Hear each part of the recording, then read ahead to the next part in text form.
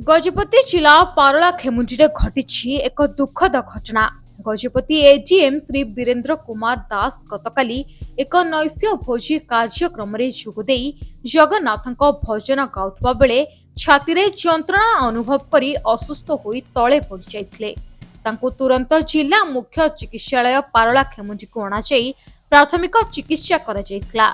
हेले तांका स्वास्थ्य अवस्था गुरुतर थिबारु तांकु ब्रह्मपुर एमकेसीजी चिकित्सालय को स्थानांतरित करा जाइथिला।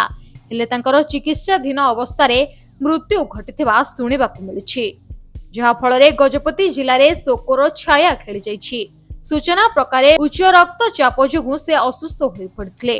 एहा परे गुरुतर होई मृत्यु वरण करथिबा खबर मिलिछि। गजपति जिला पारला खेमुंडी घटी एक दुखद घटना। गजपति एजीएम श्री वीरेंद्र कुमार दास गतकाली एक नैश्य भोजी कार्यक्रम जोगदे जगन्नाथ भजन गाउथबा बेले छाती रे जंत्रणा अनुभव करी असुस्थ होई तळे पड़ जाइथिले। तांको तुरंत जिला मुख्य चिकित्सालय पारला खेमुंडी को अणाई प्राथमिक चिकित्सा करा जाइथिला। हेले तांका स्वास्थ्य अवस्था गुरुतर थिबारु तांकु ब्रह्मपुर एमकेसीजी चिकित्सालय को स्थानांतरित करा जाइथिला।